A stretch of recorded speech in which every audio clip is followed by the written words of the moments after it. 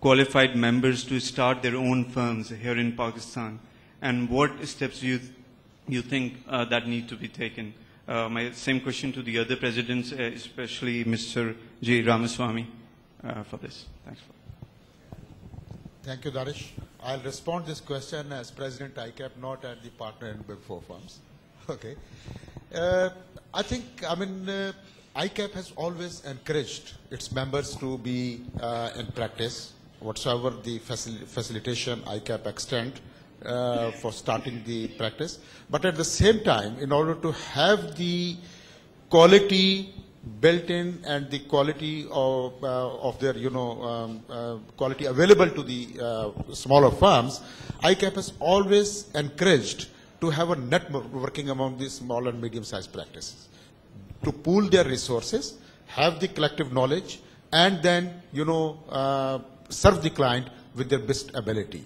So ICAP has always encouraged through the Small and Medium-Sized Practices Committee, is chaired by a council member, and they are in, I understand, in constant coordination with the members in practice, these sole proprietors or the small and medium practices, and encourage them to come to the platform of the ICAP and share their experiences, any difficulties they face, and how I can help them.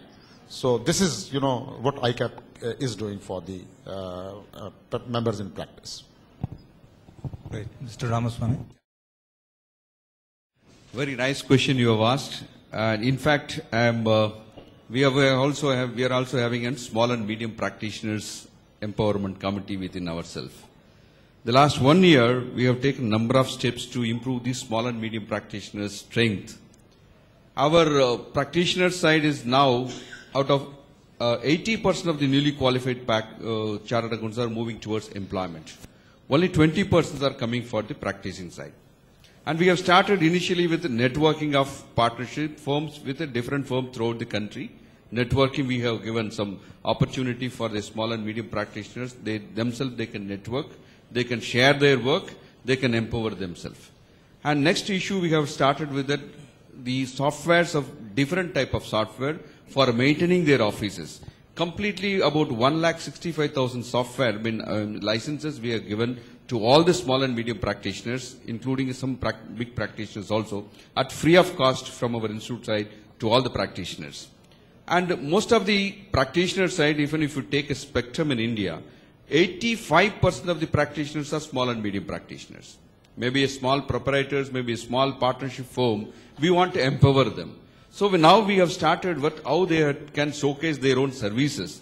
Today they are not having, many of them are not their own website. The last month we have launched free website for all the small and medium practitioners through our ICA. Anybody can just log into their ICA, put their password and their membership number, their firm name. They can create their a template will come. They can put their name, address, email, everything. The small and medium practitioners website will be uploaded. Anywhere in the world can search. Anybody can search in any place. If they want any services of the chartered accountants, they can get that one. That we have started. Then Web TV we have launched, where there is a lot of educational programs we are uploading. All the small and medium practitioners can utilize that, all these educational programs. They may not have a time to get all these informations. We are providing all informations to them. So all these things we have taken, and we have also taken for the success stories of the bigger firms. We are calling the bigger firms, what is the success story behind for their success of these bigger firms. Most of the bigger firms maybe started with the small and medium practitioners. Today they are all in a very good positions. We are asking them to join for the SMP concept conclaves, where small and medium practitioners can interact with them and identify them, and we are also providing a support for them in case of these bigger firms, they can take a hand-holding exercise with the small and medium practitioners. In fact, we have taken a number of initiatives for strengthening the small and medium practitioners. I would like to say in a lighter way, some of the programs organized by our own program, maybe in CPD, now 16 hours are available for us for this program. After this program, there was a group meeting, has been group photo. The president has called us, we are all standing in a row. And the photographer is asking, please smile, cheese and everything. Nobody is ready to smile or nobody ready to say their face in a very bright manner. And a senior chartered accountant has mentioned that whenever you are taking a photograph of the accountants, don't say cheese or don't say smile. say the fees. So that is an important concept. We have taken a view, entirely we studied the entire concept of fees charging concept. Senior firms are charging very low fees. In fact, I will tell you. So that is hampering the growth of the small and medium practitioners. We have taken at least different takes. In case if you are a partner with 4 partner, 5 partner, minimum fees should not go down below the level. And we have given the list of fees to be charged in metro level chartered accountants and also the other Mufsal area, district area chartered accountants. All these things we have given the guidance from our side. Continuously working, and we have a large amount of an expenditure by the government social welfare scheme. One of the scheme is called 42,000 crore they are spending for National Rural Employment Guarantee Scheme. Nothing has been verified by any accounting profession. Nobody has understand what is an expenditure, whether they are incurring or not. We have moved with the C&AG, we have seen that all this work should be given only for small and medium practitioners. We are requesting them throughout the country, wherever there is a small and medium practitioners, they should be given opportunity to control, to verify this end use of an expenditure. There should be a mechanism of fees to be given to them. So all these measures we are taking. Further measures we are taking for a training program for a small and medium practitioners. These are the areas which we are working. Small and medium practitioners definitely play a very important role for SME sector.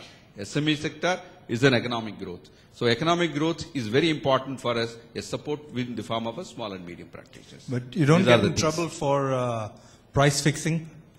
When you no, set, there is when no you that set because the fees? It's a competition commission is there. Of course, there you cannot form a cartel or anything. But it's recommendatory. At least people should understand what is the level of fees they have to go. You should not undersell your profession. What you have learned, what you have spent for your learning, what you are passing the examination, difficult things are happening. Then actually your knowledge should not be. You should not sell below the certain level. That will give Mr. Vatawala, you wanted to say something? Sorry. I hope these are the initiatives. We'll go ahead, and any help from our side also we can provide to you support small and medium practitioners. No, I think one of the most important things for the small and medium sector and also for the young chartered accountants who are passing out is really to keep them updated and to be of the same standard as the bigger firms. I think this is the most important thing, as a result of which in Sri Lanka, where we have numerous seminars specially meant for them, now especially currently on the IFRS that is going to be implemented from 2012. So like that will really help the small and medium sector and the new sole proprietors who are coming in to really benefit and really come up to the same standard which we find that there is a gap in the small and medium and the bigger multinational audit firms. Then one matter what Mr. Ramasamy mentioned is about the rotation of the auditors. Now this is really something that instead of the rotation of the auditors, what we have is a rotation of the audit partners. I think many countries are practicing that, and where the rotation of the audit partners are there once in 5 years, and rather not the rotation of the audit firms as such. Thank you. You wanted to say something, sir? Yes, just from Mr. Ramaswamy, basically ICAP also prescribed minimum fee levels for the audit and other services, but unfortunately that decision was challenged in before the Competition Commission, and Competition Commission considered it as a creation of a cartel by the ICAP for its membership. So we are, fighting that case before the Supreme Court as case is pending.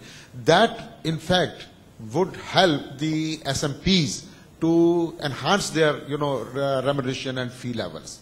So that is one of the initiatives. Just I wanted to. You really put the cat among the pigeons, Danish.